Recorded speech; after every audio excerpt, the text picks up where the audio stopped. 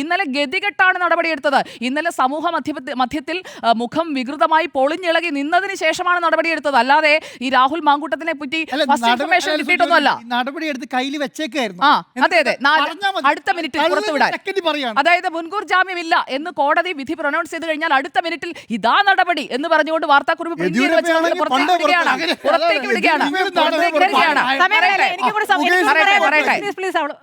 പറയട്ടെ. അപ്പോൾ രാഹുലിനെ സംബന്ധിച്ച് പുറത്തു വന്നതെല്ലാം ഇന്ന് മുഖ്യമന്ത്രി കൃത്യമായി അതിന് മറുപടി നൽകിയിട്ടുണ്ട്. അപ്പോഴും സർക്കാർ പ്രതിരോധത്തിലാണ് എന്ന് സ്ഥാപിക്കാൻ ശ്രമിക്കുന്നതിന്റെ വക്രബുദ്ധി ഞാനൊന്ന് തുറന്നു കാട്ടാൻ വേണ്ടി ഇത്രയും ഞാൻ പോയി എന്നേ ഉള്ളൂ. ഈ ലൈംഗിക വൈകൃതക്കാരന്റെ നടപടികൾ പൊതുസമൂഹത്തിനോ പൊതുപ്രവർത്തകനോ ആർക്കും തന്നെ ചേരുന്നതല്ല. ആരും അനുകരിക്കരുതാത്ത ഒരു മാതൃകയാണ് അയാൾ ഇവിടെ തുറന്നു വെച്ചിരിക്കുന്നത്. അപ്പോൾ ആരോപണം ഉയരുമ്പോൾ തന്നെ ഇയാളെ മാറ്റി നിർത്തിയിരുന്നെങ്കിൽ കോൺഗ്രസിന് അന്തസ്സുണ്ടെന്ന് പറഞ്ഞേനെ കേരളം. ആ അന്തസ് നഷ്ടപ്പെടുത്തി ഇനി എന്ത് ചെയ്തിട്ടും കാര്യമില്ല. ഇനി അറസ്റ്റ് വൈകുന്നതിനെ കുറിച്ച് പറഞ്ഞ്, സ്വർണ്ണക്കൊള്ളയെ കുറിച്ച് പറഞ്ഞ് പല വിഷയങ്ങൾ പറഞ്ഞാലും അന്തസ്സില്ലായ്മയുണ്ട് എന്നുള്ളത് ജനത്തിന് ബോധ്യപ്പെട്ട് കഴിഞ്ഞ സാഹചര്യമാണ്. ഇനി അടുത്തത് ഈ രാഹുൽ മാങ്കൂട്ടത്തിൽ നഗരഹൃദയത്തിൽ നിന്ന് റിസോർട്ടുകളിലേക്ക്, വമ്പന്മാരുടെ സംരക്ഷണയിലേക്ക് പോയിട്ടുണ്ട് തുടങ്ങിയ കാര്യങ്ങളൊക്കെ പിന്നാലെ പോകുന്ന SITക്ക് ഇതിനകം തന്നെ കണ്ടെത്താൻ കഴിഞ്ഞിട്ടുണ്ടെങ്കിൽ അവരുടെ അന്വേഷണത്തെ അല്ലെങ്കിൽ അന്വേഷണ സംഘത്തിന്റെ ആത്മവീര്യത്തെ കെടുത്താൻ ഞാൻ തയ്യാറല്ല.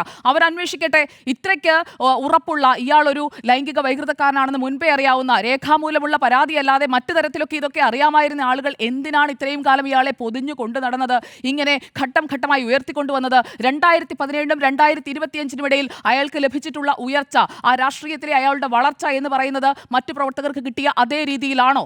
ഉമ്മൻചാണ്ടി അടക്കം മുന്നോട്ട് വെച്ച പേരുകൾ തള്ളിക്കൊണ്ട് ഇയാളെ യൂത്ത് കോൺഗ്രസിന്റെ സംസ്ഥാന അധ്യക്ഷ പദവിയിലേക്ക് കൊണ്ടുവരുന്നതിനായിട്ട് നടത്തിയിട്ടുള്ള നെറികെട്ട നീക്കങ്ങൾ അടക്കം കേരളീയ പൊതുസമൂഹത്തിന് മുന്നിൽ വന്ന് കഴിഞ്ഞ സാഹചര്യമാണ്.